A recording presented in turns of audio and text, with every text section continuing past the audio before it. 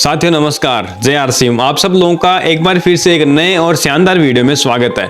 आज के इस वीडियो में हम जानने वाले हैं आरसीएम अभियान, जो अभी लगातार अपनी नई नई तैयारियों पे चल रहा है। और मैंने आपको पिछले वीडियो में बताया था कि आरसीएम रूपांतरण यात्रा करने जा रहा है और अभी आरसीएम ने अपना सॉफ्टवेयर भी चेंज कर दिया है। और सॉफ्टवेयर चेंज करने के बाद अपने बीच में अपकमिंग जो नई एप्लीकेशन के लिए जो फॉर्म होगा, यानी कि बात करूं न्यू एसोसिएट बायर की आईडी लगाने के लिए जो फॉर्म होगा, अब उसको कैसे अपने को भरना होगा और क्या उसकी प्रक्रिया होगी, आज के इस वीडियो में जानेंगे। हालांकि जो अपने बीच में एप्लीकेशन है वो अपने बीच में 15 नवंबर के बाद स्टार्ट होने वाली है, लेकिन आज ये वीडियो आपको इसलिए मैंने पब्लिश किया है ताकि आप आसानी से पहले से सीख के और बिल्कुल भी देर नहीं करते हुए अपनी एप्लीकेशन जब से स्टार्ट हो जाए तब से लेकर अपने बीच में आगे आप लगाते जाएं आइडिया और अपने बीच में बिजनेस को लगातार उसके बाद में बढ़ाते जाएं। तो अब कैसे आईडी लगानी है और क्या उसमें क्या क्या प्रोसेस रहेगी और क्या चेंज हुआ है, आज के इस वीडियो में जानेंगे। चलिए बिल्कुल भी देर नहीं करते हुए आज के इस वीडियो को शुरू करते हैं। देखिए अभी के टाइम पे मैंने बात करूं जो पहले जो प्रोसेस था, यानी कि बात करूं अपने बीच में एप्लीकेशन लगाने के लिए जो पहले प्रोसेस था, उसमें सबसे पहले अपने को स्टेट भरना पड़ता था। जैसे हम e KYC application for new associate buyer पे क्लिक करते तो हमें सबसे पहले स्टेट भरना पड़ता और उसके बाद में अपने को सबमिट करने के बाद में अपना अगले वाला जो फॉर्म है वो अपने पास में आता। लेकिन अब जो अपने पास में नया जो फॉर्म आया है वो है ई केवाईसी एप्लीकेशन के लिए, और उसमें सबसे पहले जो अपने बीच में डालना पड़ेगा वो है अपने बीच में मोबाइल नंबर। पहले अपने को स्टेट डालना पड़ता था, लेकिन अब स्टेट नहीं डालना है, अब अपने को सबसे पहले मोबाइल नंबर डालना है। यानी कि जो काम लास्ट में होता था ओटीपी लेने वाला, अब वो पहले ही हो जाएगा। और ये जानकारी मैं आपको पहले दे देता हूं कि अब अपने बीच में जो फॉर्म है उसको अपने बीच में 5 भागों में ऑटोमेटिक विभाजित कर दिया है। अब ये 5 भाग कौन कौन से, 5 कौन कौन से समूह है या 5 सेक्शन में इसको बांट दिया गया है, उसके बारे में बात करते हैं। तो जैसे आप ओटीपी लेकर सबमिट करोगे इस फॉर्म को, तो आगे आपके पास में ये फॉर्म ओपन हो जाएगा और फॉर्म ओपन होने के साथ आप देख पाएंगे कि वहां पर आपको 5 अलग अलग सेक्शन है वो देखने को मिलेंगे। फर्स्ट ऑफ ऑल बात करते हैं कि 5 सेक्शन में इसको क्यों बांटा गया। इसके लिए मैं आपको बताना चाहूंगा, अभी के टाइम पे हम जब वेबसाइट पे इसको अपने बीच में एप्लीकेशन को भरते थे या फॉर्म भरते थे तो वेबसाइट बार बार रिफ्रेश होने के कारण क्या होता था, उसके अंदर जो हमने जानकारी भरी या हमने फिल की वो जानकारी ऑटोमेटिक हमारे रिफ्रेश होने की वजह से डिलीट हो जाती, और इसी कारण हमें वो जो फॉर्म है वो दोबारा रिक्रिएट करना पड़ता या दोबारा उसको फिलअप करना पड़ता। लेकिन अब इस जानकारी को एकदम नजरअंदाज करते हुए अपने बीच में आरसीएम ने पूरे 5 सेक्शन इसके लिए बांट दिए हैं। और जैसे आप एक सेक्शन भर के कंप्लीट करके सेव एंड नेक्स्ट पे क्लिक करोगे तो आपका जो पहले का जो अपने बीच में फॉर्म भरा गया था, यानी कि बात करो अपने बीच में इसको 5 भागों में कौन कौन से भागों में विभाजित किया उसके बारे में सबसे पहले जानते हैं। जैसे अपने बीच में पर्सनल डिटेल, उसके बाद में कम्युनिकेशन डिटेल, उसके बाद में नॉमिनी डिटेल, बैंक डिटेल और उसके बाद में सिक्योरिटी डिटेल। ये 5 सेक्शन में आरसीएम की आईडी को अभी के टाइम पे विभाजित किया गया है। अब मान लीजिए हमने पर्सनल डिटेल को भरा और पर्सनल डिटेल को भर के हमने सेव एंड नेक्स्ट पे क्लिक किया तो हमारे पास में आया कम्युनिकेशन डिटेल। लेकिन कम्युनिकेशन डिटेल आते ही अगर आरसीएम की वेबसाइट रिफ्रेश हो जाती है तो उसमें हमने जो पर्सनल डिटेल में हमने जो जानकारी भरी है वो सेव रहेगी, और हमने जहां से रिफ्रेश करने के बाद में जहां हमने फॉर्म छोड़ा था अब हमें उससे आगे ही भरना होगा। दोबारा पर्सनल डिटेल का जो अपने बीच में फॉर्म है वो भरने की जरूरत नहीं पड़ेगी। इसके अलावा अपने बीच में पर्सनल डिटेल में भरना क्या क्या, अब उसके बारे में बात करते हैं। कौन कौन से सेक्शन में अपने को कौन कौन सी जानकारी है वो भरनी है ताकि हम अच्छी तरीके से आराम से भर सकें। और एक बात मैं और बोलना चाहूंगा, अभी आरसीएम का सर्वर चेंज हो चुका है तो अब आपको गलती बिल्कुल भी नहीं करनी है। अगर आप गलती करते हो तो दूसरे या तीसरे दिन ही आपकी जो आईडी है वो ऑटोमेटिक टर्मिनेट हो जाएगी, यानी बंद हो जाएगी, उसकी खरीदारी आप नहीं करवा सकते हैं और वो आईडी हो सकता है दोबारा भी फिलअप नहीं हो। इसलिए मैं आप सब लोगों को बोलना चाहूंगा, हमेशा जब भी आप अब आईडी लगाएं या एप्लीकेशन का फॉर्म लगाएं उसको हमेशा ध्यान से देखें, ध्यान से भरें ताकि आपकी जो जानकारी है वो सही जानकारी आरसीएम के पास पहुंचे, अच्छे से वेरिफिकेशन कर पाए और उसके बाद में आपकी जो आईडी है वो ऑटोमेटिक ओके हो सके। अब भरना क्या क्या और कैसे कैसे भरना उसके बारे में बात करते हैं। सबसे पहले बात करते हैं अपने बीच में पर्सनल डिटेल के बारे में। जैसे हमने ओटीपी डाल दिया, ओटीपी डालने के बाद अपने पास में पर्सनल डिटेल आ गई। अब पर्सनल डिटेल में अपने को भरना क्या है, सबसे पहले इसमें ऑप्शन आएगा स्पॉन्सर नंबर का। स्पॉन्सर नंबर का मतलब क्या होता है, सबसे पहले हम ये जानते हैं। स्पॉन्सर नंबर का मतलब होता है हमारी टीम में जो सबसे डाउन में जो आईडी है, सबसे नीचे यानी कि जो लास्ट आईडी अपने बीच में है, जिसके नीचे हमें ये आईडी लगानी है, वो लेग अपने बीच में चेक करनी है और उसमें जो अपने बीच में लास्ट आईडी होगी उसका आईडी नंबर अपने को स्पॉन्सर नंबर के अंदर डालना है। जैसे हमने स्पॉन्सर नंबर डाला तो स्पॉन्सर नंबर के आगे अपने बीच में स्पॉन्सर नेम का एक सेक्शन दिया गया है, वो ऑटोमेटिक आरसीएम वेरीफाई करेगा, आरसीएम का सर्वर, और जब वो आईडी नंबर सही से मिला पाएगा तो आपको स्पॉन्सर नंबर आगे दिखा देगा कि क्या आपने इसी स्पॉन्सर नाम के माध्यम से आपने ये आईडी नंबर डाला है। तो अगर वो सही होगा तो आपका ऑटोमेटिक सही हो जाएगा। उसके बाद में दूसरा है प्रपोजर नंबर। प्रपोजर नंबर आप अपना डालिए जिसके माध्यम से अपने बीच में ज्वाइनिंग आ रही है, उसके आपको प्रपोजर नंबर डालना है। जैसे आप प्रपोजर नंबर डाल के ओके करोगे, नेक्स्ट करोगे, तो आपको ऑटोमेटिक वहां पर प्रपोजर नेम भी दिखा देगा। उसके बाद में अपने को क्या करना है, उसके बाद में अपने को एप्लीकेंट की फोटो। यहां पर बहुत सारे लोग गलती करते हैं, मैं आपको पहले ही बोल देता हूं, इस फॉर्म में आपको गलती बिल्कुल भी नहीं करनी है। आप अपने इसमें एप्लीकेंट फोटो के अंदर अपने को क्या डालना है, एप्लीकेंट फोटो के अंदर अगले व्यक्ति की, जिस एसोसिएट बायर की आरसीएम में स्वागत हो रहा है या जिस एसोसिएट बायर की आप आईडी लगा रहे हो, उस आईडी होल्डर की फोटो यहां पर डालनी है, ना कि उसके आईडी यानी कि बात करूं आईडी प्रूफ यानी कि आधार कार्ड, पैन कार्ड, ऐसी फोटो यहां पर अपलोड करोगे तो डायरेक्ट आपकी जो आईडी है वो कुछ ही घंटों के अंदर टर्मिनेट कर दी जाएगी। तो वो अपने को नहीं करना, यहां पर अपने खुद की सेल्फ फोटो यहां पर आपको डालनी है। आप यहां पर 5 MB से ज्यादा की फोटो अपलोड नहीं कर सकते, तो कोशिश करें कि 5 MB से ज्यादा की फोटो अपने बीच में हो नहीं, अच्छी लाइटिंग हो, अच्छी फोटो हो, सिंपल फोटो हो, ताकि आप आसानी से अपनी फोटो को यहां पर अपलोड कर सकें। उसके बाद में यहां पर अपने को देखने को मिलेगा name, title and marital state, वो अपने को यहां पर सिलेक्ट करना है। उसके बाद अपने को यहां पर देखने को मिलेगा जेंडर, और साथ ही बात करूं मैरिटल स्टेटस मैंने आपको बताया, और यहां पर अपने को एप्लीकेंट का नाम भी यही लिखना है। जैसे आप यहां पर अपने बीच में जो जेंडर डालोगे यानी कि ऊपर जो अपने बीच में नेम टाइटल हो वो डालोगे, नेम टाइटल के बाद में नीचे अपने बीच में एप्लीकेंट का नाम का ऑप्शन आ रहा है, तो वो नाम वहीं पर आपको लिखना अच्छे से सही, जैसे अपने बीच में आईडी प्रूफ में लिखा हुआ है, चाहे वो कैपिटल में लिखा हुआ है चाहे वो बिना कैपिटल में लिखा हुआ है, वैसे ही आपको एज इट इज आपको यहां पर लिखना। अगर आप एज इट इज नहीं लिखते हैं तो हो सकता है कंपनी उसको वेरीफाई नहीं कर पाएगी, और जब कंपनी अच्छे से वेरीफाई नहीं कर पाएगी, कंपनी अच्छे से उसका सर्वर वेरीफाई नहीं कर पाएगा, तो हो सकता है आपकी आईडी टर्मिनेट हो। यानी कि मैं बार बार आपको टर्मिनेट होने का क्यों डर सता रहा है, क्योंकि ये जो सर्वर है वो चेंज हो गया है, अपने को जो आईडी है वो एकदम सावधानी से लगानी है। अब मान लीजिए हमने यहां पर तक कर लिया, अब अपने बीच में मैरिटल स्टेटस के बाद में फादर नेम, उसके बाद में एप्लीकेंट की डेट ऑफ बर्थ, यानी कि जिसकी आईडी हम लगा रहे हैं, जिस एसोसिएट बायर की आईडी हम इसमें फिलअप कर रहे हैं, उसकी यहां पर अपने को डेट ऑफ बर्थ है उसको यहां पर डालना है। डेट ऑफ बर्थ डालने के बाद में अपने बीच में एक ऑप्शन अपने बीच में देखने को मिलता है ऑक्यूपेशन।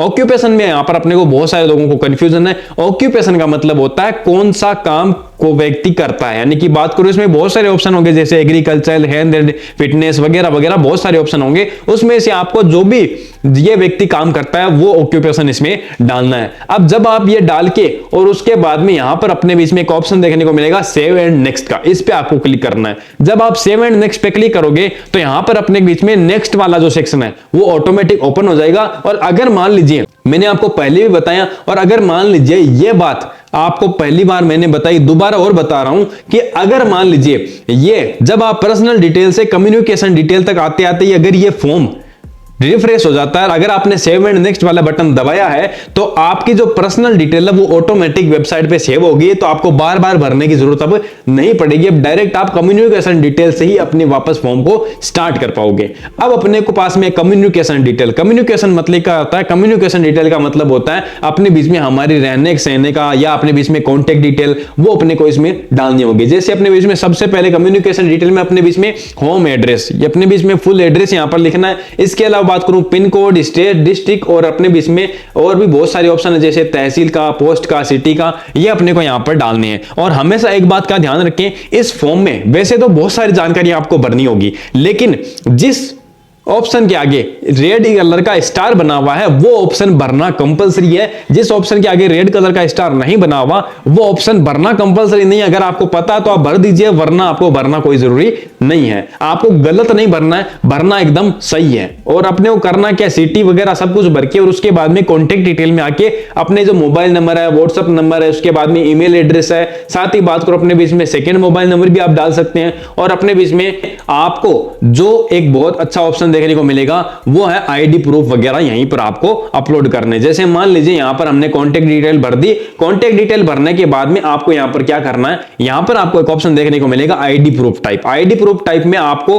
अपना जो आईडी प्रूफ टाइप है वो यहां पर अपने को सिलेक्ट करना है। सिलेक्ट करके उसके बाद में आधार प्रूफ जो भी एड्रेस प्रूफ है वो भी सिलेक्ट करना है। नीचे अपने बीच में आईडी प्रूफ में जो हमारा आईडी प्रूफ है उसका फ्रंट साइड, और साथ ही बात करूं एड्रेस प्रूफ में अपने को जो एड्रेस प्रूफ है उसकी फोटो अपने को डालनी है और उसके बाद में सेव एंड नेक्स्ट पे क्लिक करना है। अब इसमें भी बहुत सारे लोग गलती करते हैं, जैसे हमने आधार कार्ड को आईडी प्रूफ के रूप में सिलेक्ट किया और आधार कार्ड को हमने एड्रेस प्रूफ के रूप में सिलेक्ट कर लिया। अब अपने को करना क्या है, अब जैसे आईडी प्रूफ में अपने को सबसे पहले आधार का फ्रंट साइड जो अपने बीच में है जहां पर अपनी आईडी यानी फोटो लगी होती है और नाम लिखा होता है, डेट ऑफ बर्थ लिखनी होती है, वो साइड आपको पहले आईडी प्रूफ में अपलोड करनी है। उसके बाद में दूसरा एड्रेस प्रूफ। एड्रेस प्रूफ का मतलब एकदम सिंपल है, जहां पर आपका एड्रेस लिखा हुआ है वो आपका एक प्रूफ माना जाता है गवर्नमेंट की तरफ से।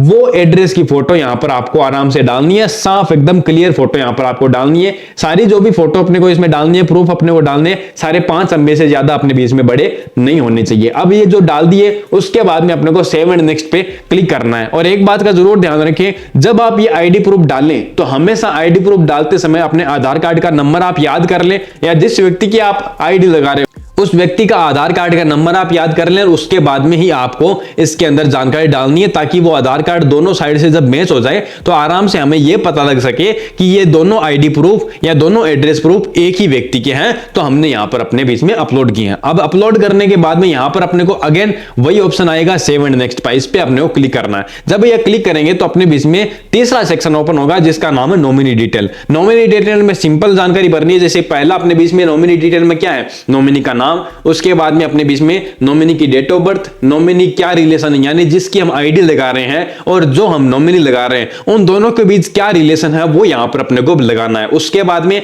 हमारे बीच में नॉमिनी का एड्रेस, अगर नॉमिनी का एड्रेस एसोसिएट बायर से एड्रेस से सम्मानित है, बराबर है या समान है, एक ही एड्रेस है, तो आपको यहां पर सेम एज एप्लीकेंट एड्रेस के जो बॉक्स है उस पर क्लिक करना और उसके बाद में सेव एंड नेक्स्ट पे क्लिक कर देना है। 4 जानकारी आपको यहां पर सिंपली भरनी है। भरने के बाद में सेव एंड नेक्स्ट पे क्लिक करने के बाद में अपने पास एक और सेक्शन ओपन होगा जिसका नाम है बैंक डिटेल। बैंक डिटेल में भी अपने को 4 से 5 जानकारी भरनी है। जैसे सबसे पहले बैंक नेम, आपकी बैंक का नाम क्या है वो यहां पर अपने को भरना है, ना कि अपना नाम यहां पर भरना है। बैंक का नाम डालने के बाद में अपने को, जैसे मान लीजिए बैंक का नाम है पंजाब नेशनल बैंक, मैं किसी भी प्रमोशन नहीं कर रहा हूं, ओनली फॉर एग्जांपल आपको बता रहा हूं, पंजाब नेशनल बैंक अपने बीच में बैंक का नाम हो गया। उसके बाद में ब्रांच स्टेट, यानी कि अपने बीच में हम जिस ब्रांच से हमारा खाता है उस ब्रांच का स्टेट क्या है। अगर मान लीजिए वो हमारी ब्रांच हमारे गांव में है तो नॉर्मल बात है हम जिस गांव में रहते हैं उसका स्टेट क्या लगता है। जैसे मान लीजिए मैं सुजानगढ़ में रहता हूं तो सुजानगढ़ का स्टेट क्या है, राजस्थान, तो वो राजस्थान आपको यहां पर सिलेक्ट करना है। सिलेक्ट करने के बाद में आपको तीसरा ऑप्शन मिलेगा ब्रांच नेम।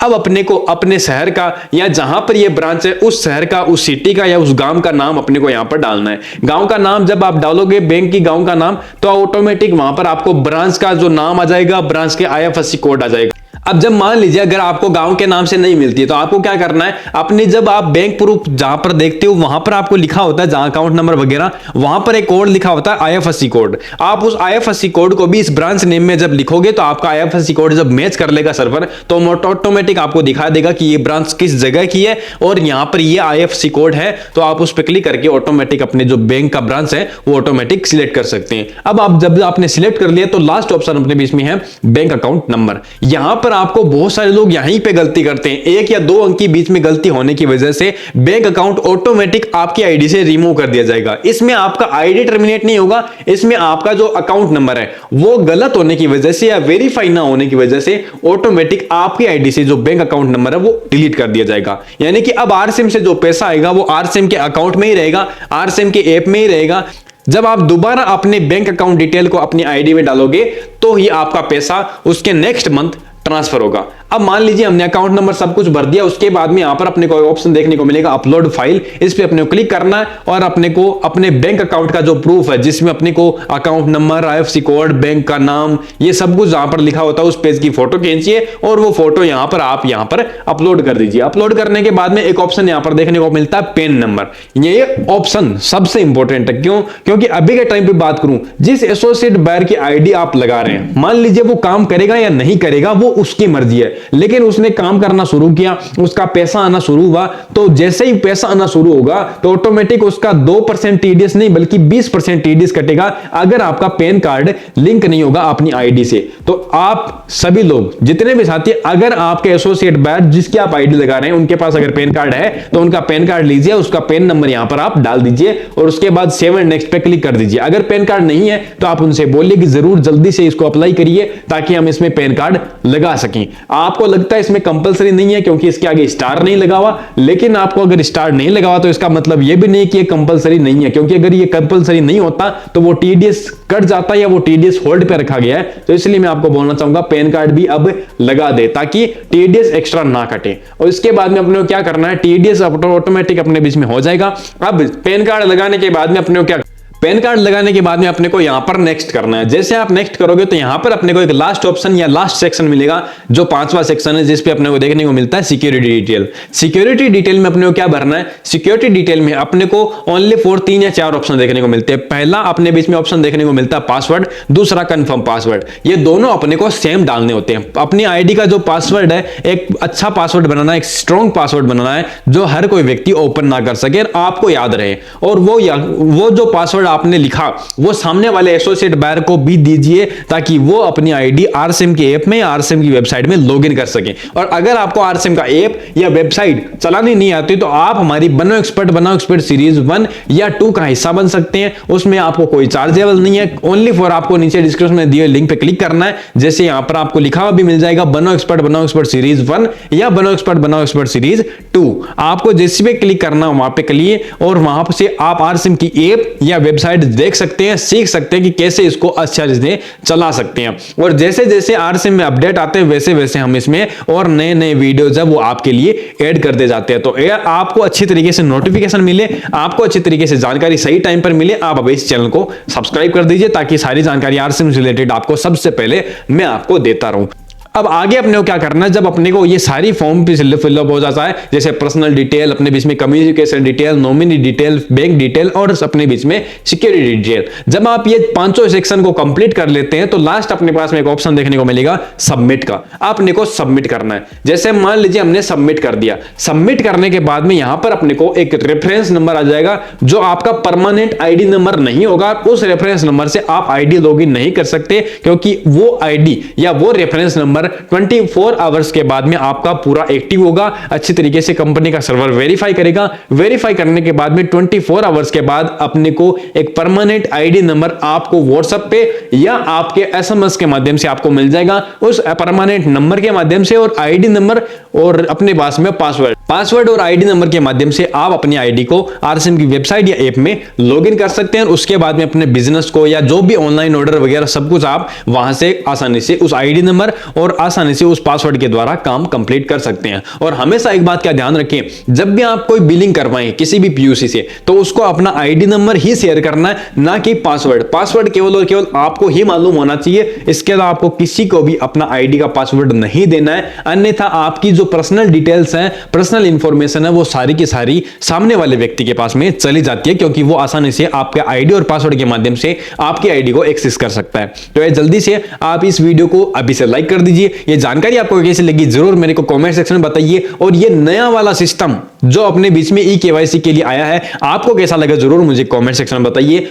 और अगर आपने ये वीडियो अपनी टीम में शेयर नहीं किया है तो इसका मतलब है आप अपनी टीम को न्यू केवाईसी एप्लीकेशन के लिए कैसे फॉर्म लगाया जाता है वो सिखाना नहीं चाहते। अगर आप सिखाना चाहते हैं तो जरूर इस वीडियो को अपनी पूरी टीम में शेयर करिए ताकि वो भी आरसीएम में जो नया एप्लीकेशन फॉर्म आने वाला है उसके बारे में सीख सके और जल्दी से अपनी प्रक्रिया फिर से स्टार्ट कर सके। और एक खुशखबरी और देना चाहूंगा, हमारा केआरपी एजुकेशन जो 12,000 यूट्यूब चैनल में से टॉप 1 क्वालिटी का कंटेंट आपको देती है, तो अब KRP education only for YouTube पे नहीं बल्कि अब केआरपी एजुकेशन फेसबुक पे भी आपको देखने को मिलेगा। तो जल्दी से जाइए फेसबुक पे और केआरपी एजुकेशन सर्च करिए और वहां पर हमारा जो पेज दिखता है उसको जरूर आप फॉलो करिए ताकि आप आसानी से हमें फेसबुक से भी कनेक्ट कर पाए। तो आज का वीडियो इतना ही, मिलते हैं आप सब लोगों से एक बार फिर एक नए वीडियो के साथ में और एक नई टॉपिक के साथ में। तब तक के लिए नमस्कार, जय RCM, thank you very much.